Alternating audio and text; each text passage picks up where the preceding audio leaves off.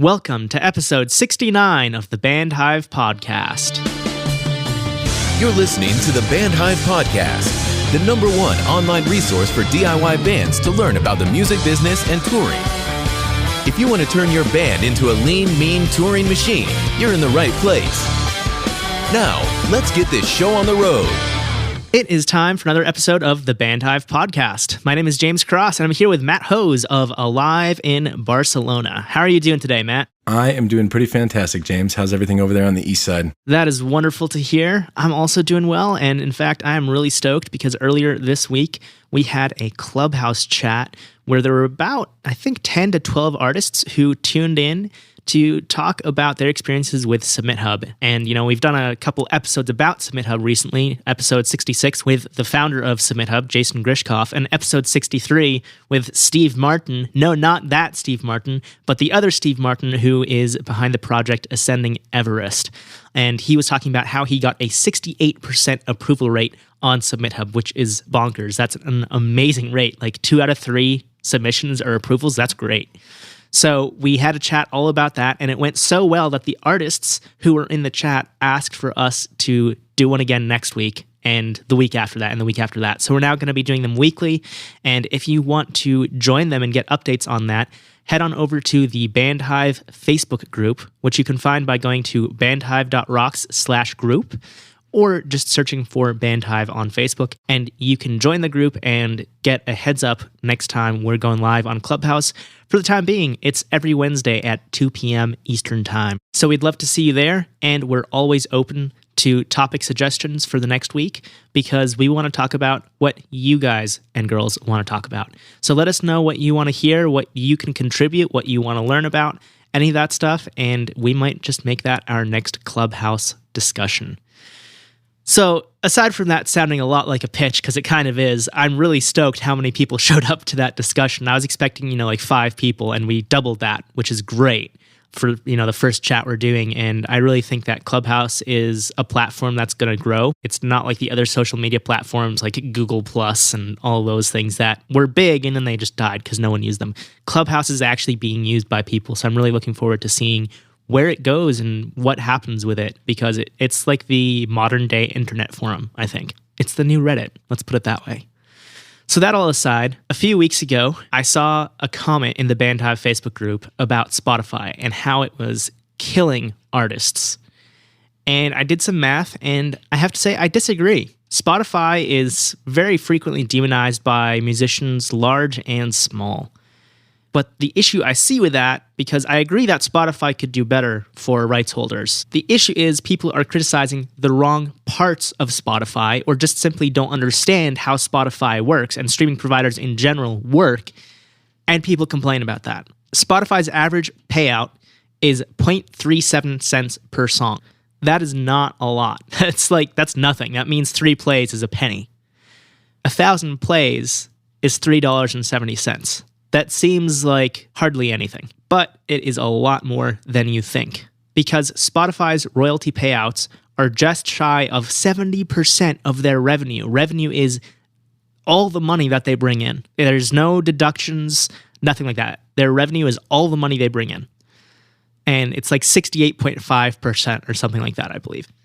In the year 2020, they reported their revenue was 7,880 million euros, or just shy of 7.9 billion euros.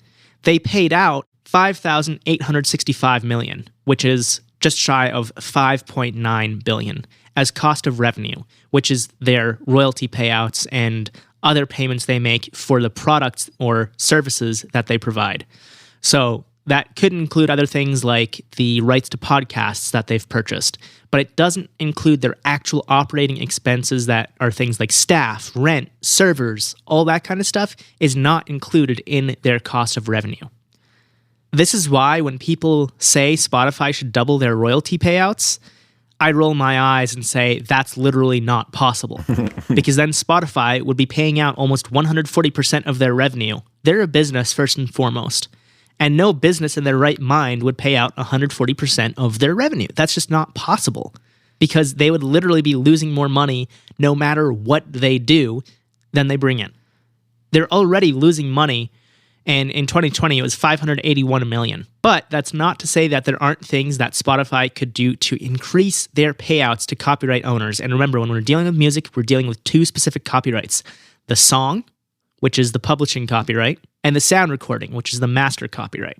Two separate things. Spotify right now pays the majority of that, just shy of 70%, to the sound recording copyright owner. For major artists, that is record labels.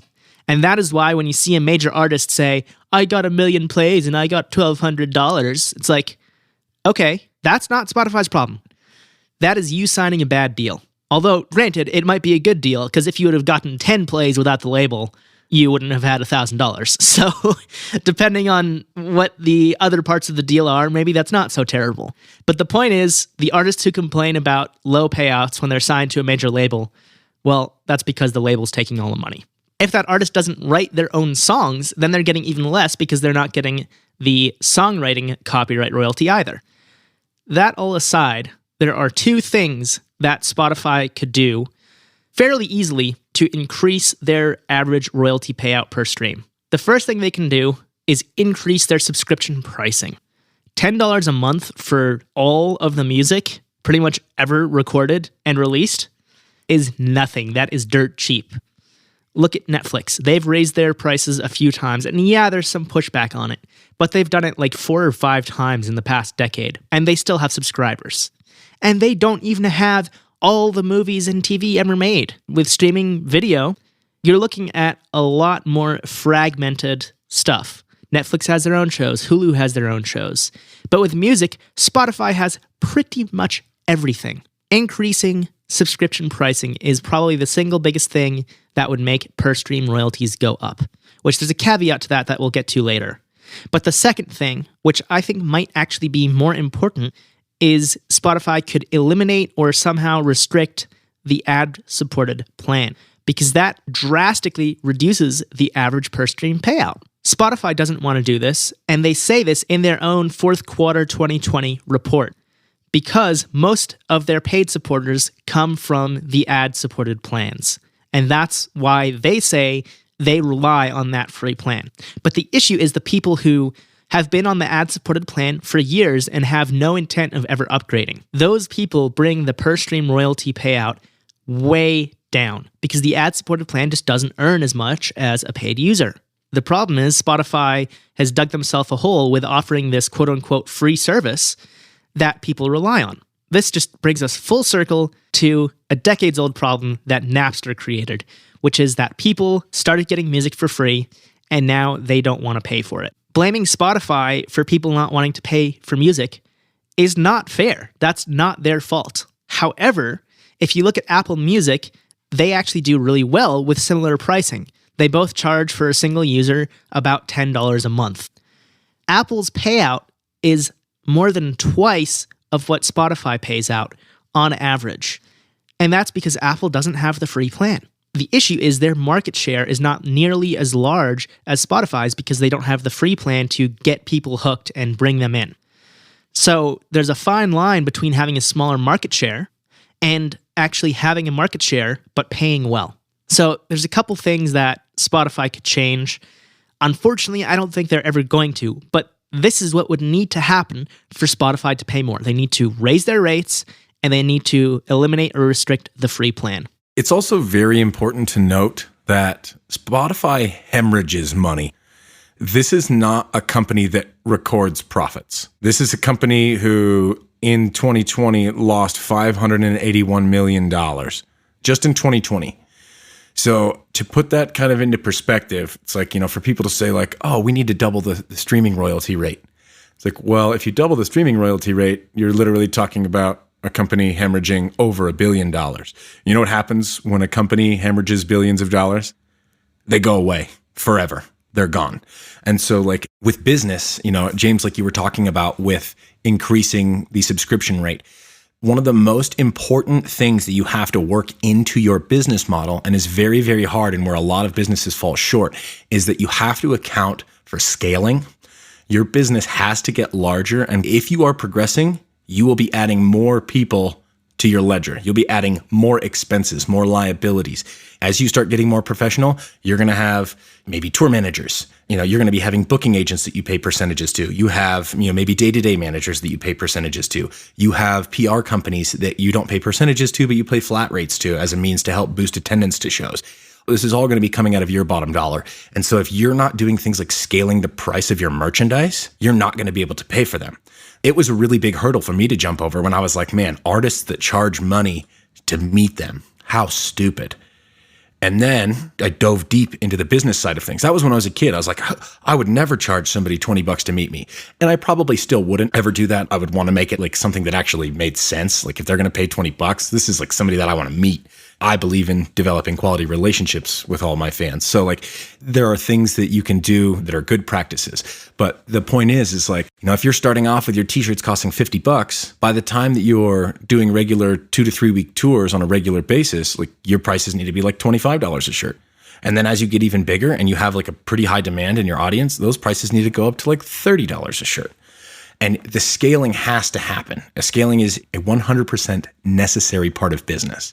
So you need to keep that in your mind when you say like, it's like, oh, it sucks that Netflix charges $20 a month now instead of $10. You're like, yeah, but you still have Netflix, which means that they still deliver at least $20 a month in value to you. And if they didn't, you would have canceled that. So instead of thinking about how much you're losing and how much you're paying and things like that, you need to look in terms of how much value you are receiving out of what you're paying. So, if you have a t-shirt that costs $10, somebody's like, yeah, that's definitely worth $10 in value. As you get bigger, as you are more in demand, maybe they're like, hey, you know what? That shirt is worth $25 in value. And that could be achieved a number of different ways. That could be that your brand is bigger, you've dropped a couple hit songs, you have good quality contracts, or it could be that you started printing your shirts on American Apparel rather than Gildan. And now the shirt is literally a higher quality. And so there's plenty of different ways, and you can do it the wrong way or you can do it the right way. If you don't make your products any better and you just start charging more for them, yeah, that kind of sucks. The point in Spotify increasing their subscription rate would be to add value for the artists. And so like you have to understand where the value is in order to understand the monetary decision behind it. Yeah, absolutely. And one super important thing to note on all of that is movie and TV streaming providers can negotiate and set their own rates with the people who own the content that they're streaming. For Spotify, their rates are set by the government. It's a law. So that's why Spotify is paying out that just shy of 70%. It's a law. Now, here's the other thing. When iTunes, the Apple Store, was paying out 70% of every dollar for sales, no one complained about that. So people should not be complaining about Spotify paying out about 70% because it's the same thing. The difference is that Spotify is diluting that because they're not earning as much, namely the ad-supported plan, and $10, that's what an album costs on iTunes. So that's being diluted, and that's why their price needs to go up. Personally, I would gladly pay $20 a month for Spotify, maybe even $30, but over $30, I kind of feel like, well, I could just go buy the CD, then I have it. But for $20 to $25 a month, dude, why not? Like, I would happily pay that, knowing that 70% of that goes to the rights holders, the artists and the songwriters, or the labels in the case of label releases. But either way, the people who were involved in that music get 70% of what I'm paying to Spotify. I'm quite content with that. 70% is, to me, fair, but it just needs to be a larger sum that's going in that 70% is taken from. Of course. Yeah. 70% for you, 15% to recoup their costs, and 15% for them to grow. That is a very, very basic model, and I'm 100% in agreement with you, James. The issue is with society. It's not with Spotify. The issue is that we like the trophy. We love the trophy. It's who we are. I mean, as human beings, like, have you ever gone into somebody's house and seen a school of fish up on the wall that they caught? No, you've never seen a school of fish on the wall. You know what you have seen? A giant marlin on the wall. Oh, they caught a shark. They have a video of them catching a shark. Okay, why don't you ever have videos of people catching one small fish every single day for their entire life? You catch one big fish, you have one big fish, and then that fish is gone, and then you're back to having no fish. If you have the ability to catch a small fish every single day, then you have a sustainable life. This is the same concept.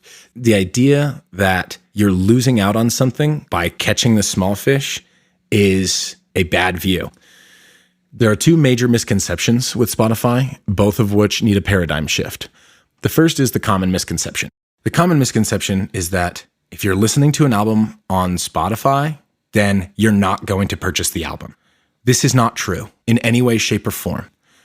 Generally, if you're listening to an album on Spotify, it's because like that song popped into your head and you're like, man, I really want to hear that song.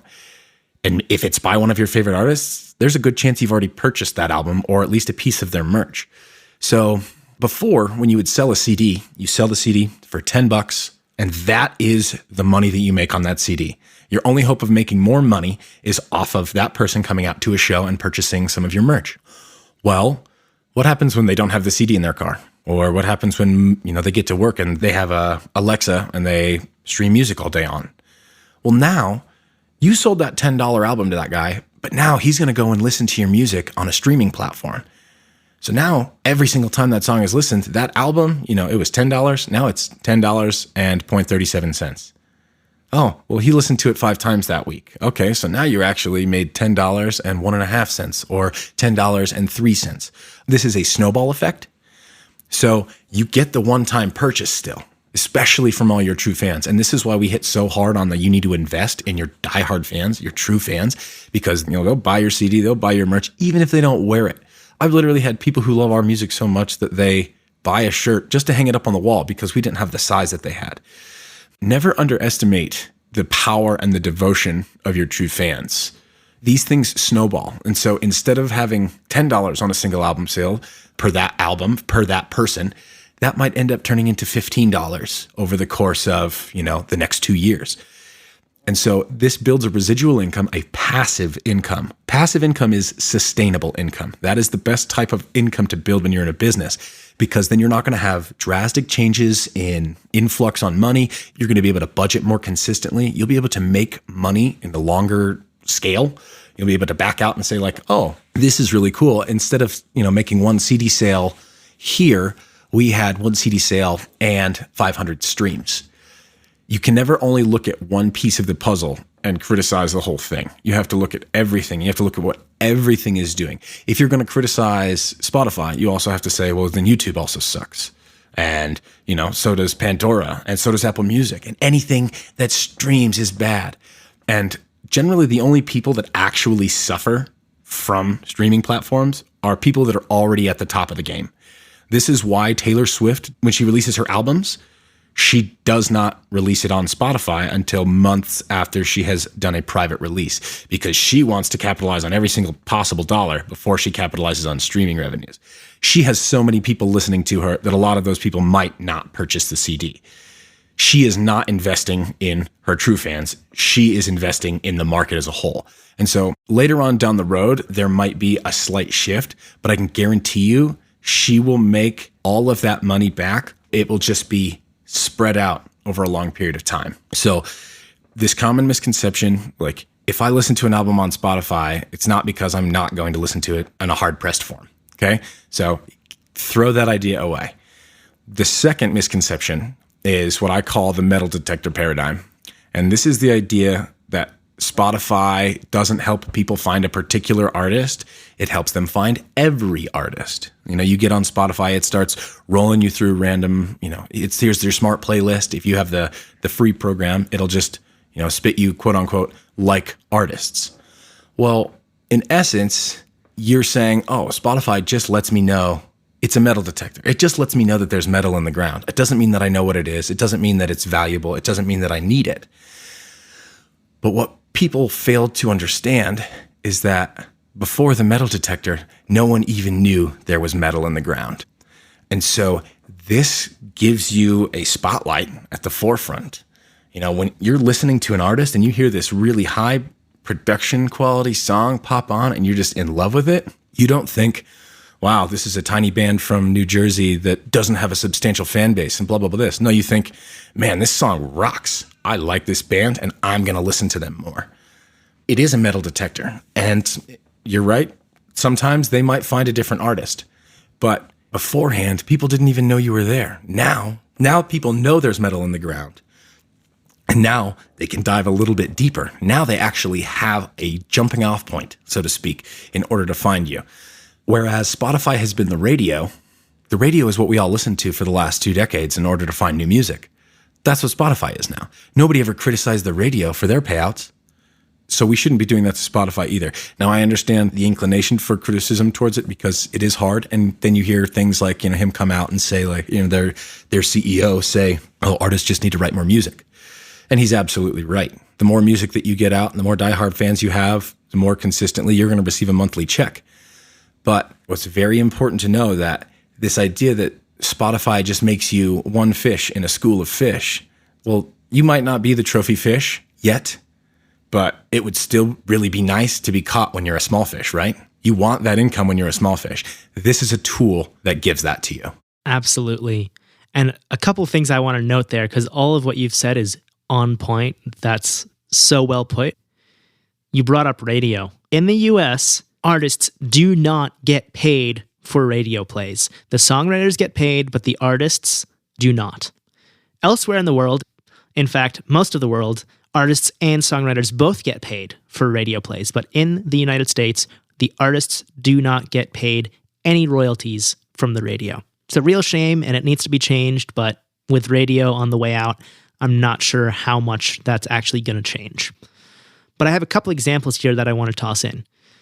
One of them, Matt, since you were talking about the passive income, I looked up earlier today one of my favorite bands, Pure Love. They broke up 7 years ago in 2014. They released one album on Spotify in 2013.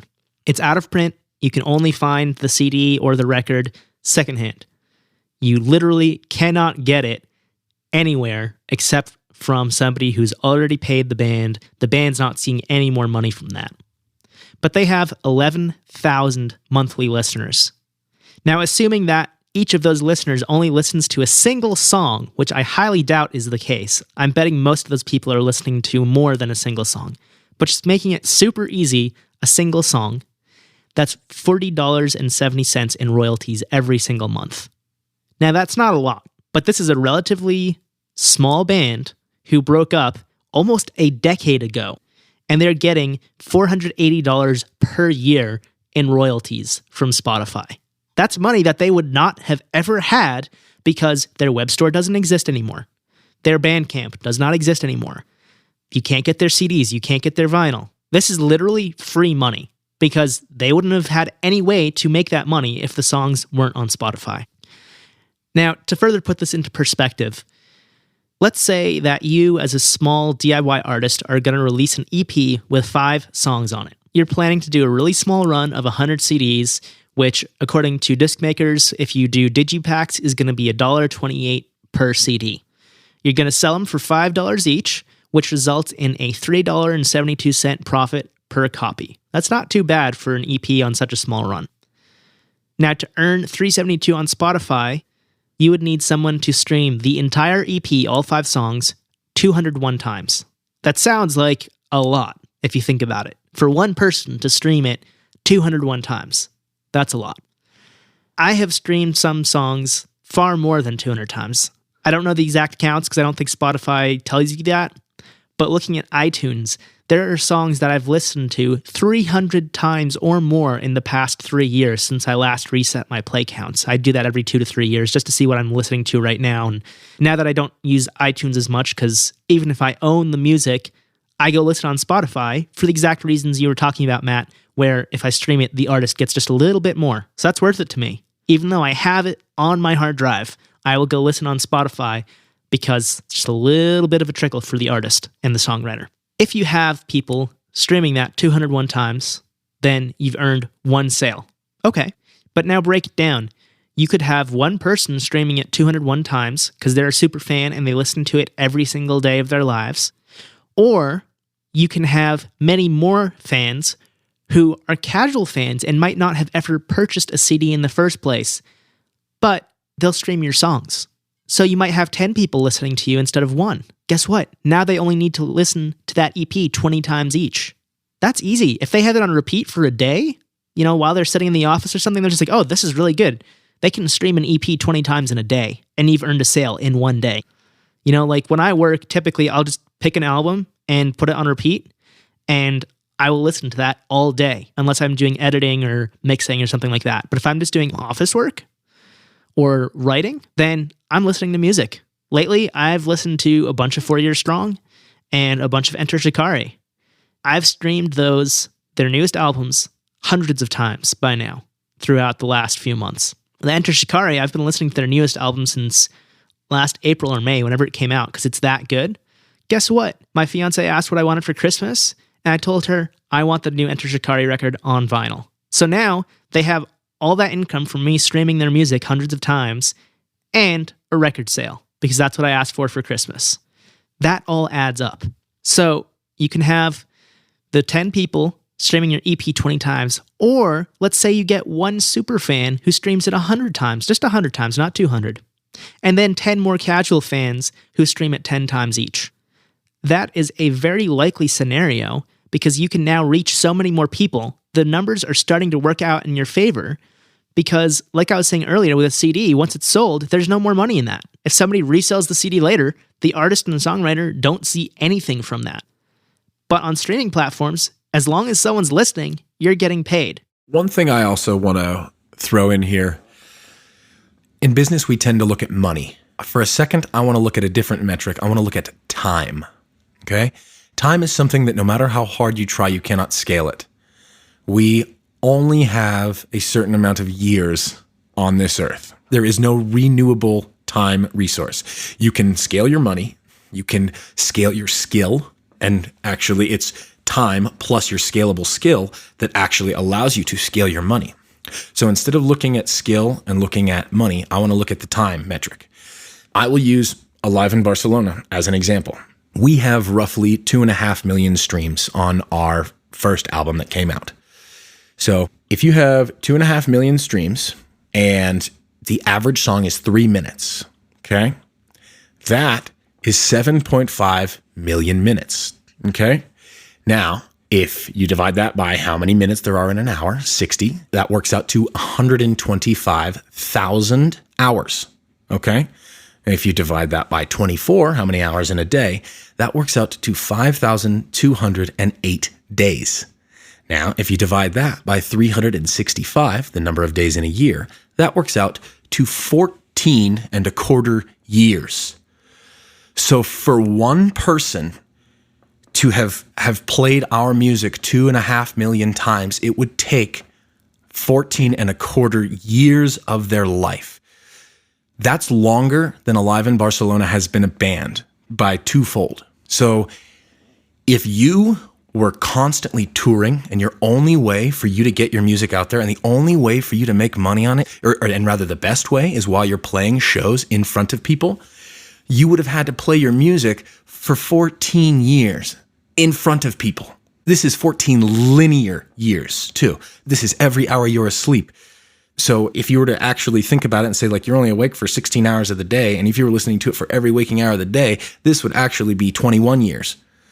So 14 years is almost half of my life. This is a metric to me that is more powerful than anything, because a fool will look and say, oh, I only have 2.5 million listens. I only have 2.5 million streams. And me, I say, wow, we have scaled our time by 14 years. Because guess what? We didn't stop playing shows. We still toured. This is compounding. This stacks on top. This is the icing on the cake. This does not supplement the cake. This is the beauty of time scaling. And Spotify, again, is a tool that allows you to do it. And it's really easy to look at that small fish and say, oh, it's not a marlin. It's not going to feed me all day. It's not going to feed me all week. I have to catch 1 million of these just to stay sustained.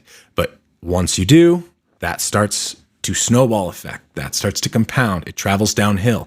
And as long as you're staying active and relevant in your industry, Post Malone last year made like $200 million off of streaming royalties or something absolutely asinine like that.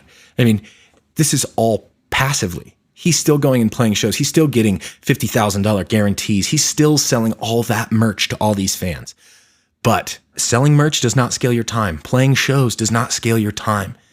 But you know what does? Streaming royalties. Yeah, absolutely. It's really the future of the industry. And even as things like NFTs are coming about, which we'll talk about in a future episode, streaming is still going to be around.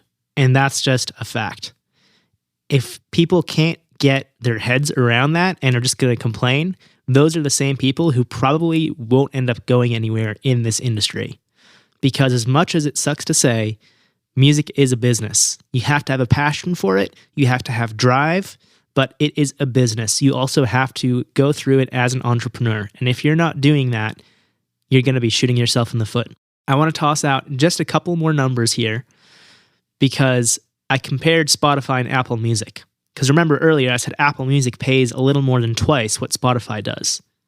So taking that same 5-song EP to cover one sale, you would only need 95 streams of the full EP on Apple Music. Ironically, the provider that pays more than any other streaming service is Napster. They started all this, and now it's not the same Napster. Rhapsody bought out the Napster name a few years ago, so it's not the same company, but it's the same name. 39 streams of the full EP would equal one sale, compared to 200 something, I think 201 on Spotify. The true villain, on the other hand, in the streaming picture, is YouTube. You would need 1,078 plays of the entire EP to be equivalent to one sale. That's abysmal. That's a fifth of what even Spotify plays. That means people would literally need to listen to your music over 5,000 times to actually pay for one physical copy. I just did the math. It's 5,390. 5,390. That is insane. If you listen to music on YouTube, stop. Go pay for a Spotify or Apple Music or Tidal or Napster subscription. If you're listening to music on YouTube, that is who is killing artists.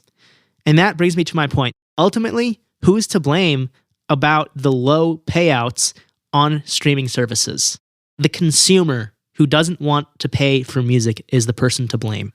Like you were saying, Matt, it's society. The platforms like Spotify, who are paying out 0.37 cents per stream, can do better, but only if the consumers let them make the changes that are necessary for those platforms to continue to run a business and even thrive.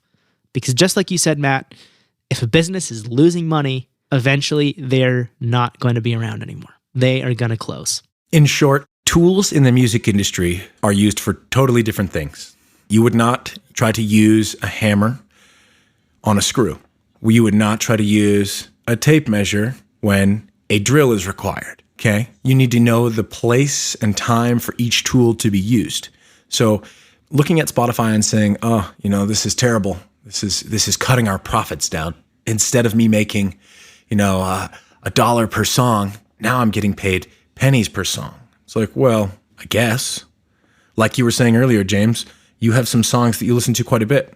I can tell you right now that on iTunes, I have listened to Dido's White Flag over probably 5,000 times in my life. I used to fall asleep with that song playing. It was my nighttime calm down music as I would start to fall asleep. And I would put it on repeat, literally just 8 hours of a 3-minute song over and over and over again. And you know what?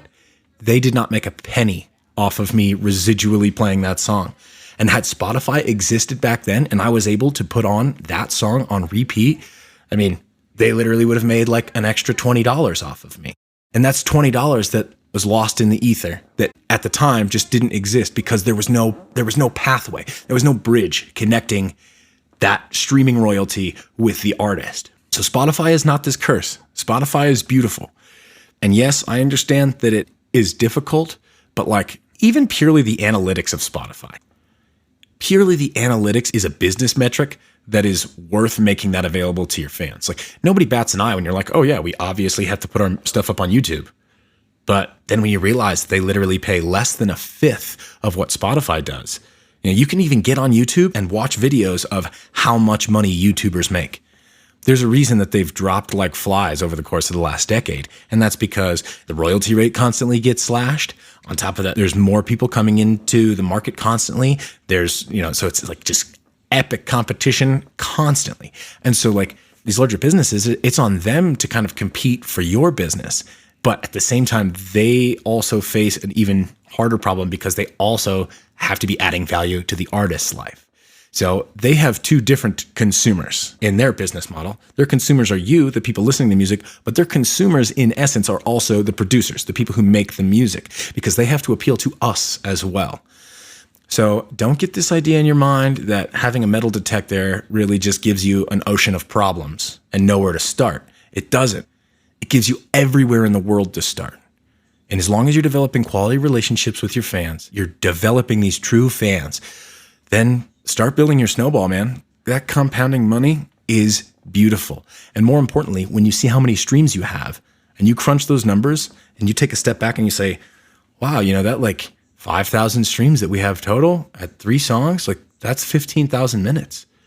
Like 15,000 minutes, that's a hefty chunk of time.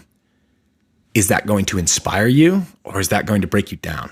Never, ever, ever be discouraged at the fact that you're scaling your time. That is the most important thing that you can do with your life because A, not only does it make you money, but B, it frees up your time to be able to continuously work on your music. If you end up putting out 50 songs and each one of them gets, 5,000, 10,000 streams on it, and you stay consistent, you release a song every 2 months and you stay consistent with these numbers, eventually you're going to get to the point where you're getting $500, $1,000 checks each month. And then as you continue to do that, eventually you get to the point where it's like, hey, all of this passive revenue actually pays my bills, which allows me to actually go ahead and tour more. There's less liability for other things, for other ventures in the industry that are also just as crucial and just as important. Spotify is a piece of the puzzle, okay? It's still a piece of the puzzle. Don't criticize the puzzle based on one piece.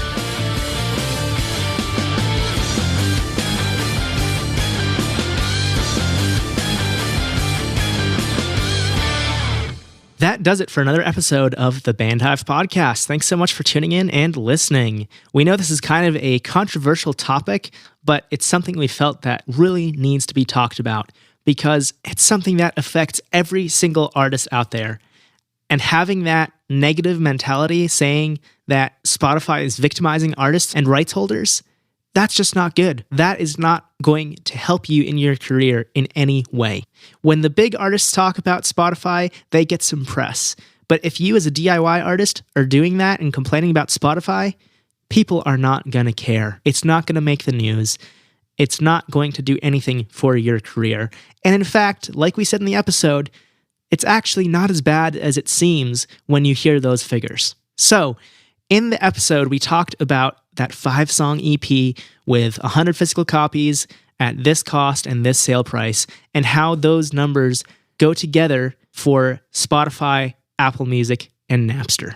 Well, the good thing is that I've done all the math for you. You don't need to do that math. If you want to have that calculation done for you, just head on over to bandhive.rocks/calculator. You put in how many songs are on your release, how much it costs you to have X number of copies printed, whether it's CD, vinyl, whatever. That will give you the cost per copy, and then you tell it what you're going to charge per copy. And within just about 5 to 10 minutes, you will receive an email that tells you how many songs need to be streamed and how many times the full EP needs to be streamed on Spotify, Apple Music, Amazon Music, YouTube, Google Play Music, Tidal, Napster, Deezer, and Pandora Premium. Those are the 9 biggest streaming providers in the US. So if you want to have that calculation done for your release and see how the numbers pan out for you, you don't need to go and do all the math because like I said, we've done that for you. Just go to bandhive.rocks/calculator and you can get those numbers emailed to you in a nice little table that explains it all clearly. So again, that's bandhive.rocks/calculator.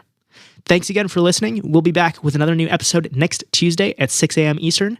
Make sure to follow us and subscribe in your favorite podcast app so you don't miss a single episode. Until then, we hope you have an awesome week. Stay safe. And of course, as always, keep rocking.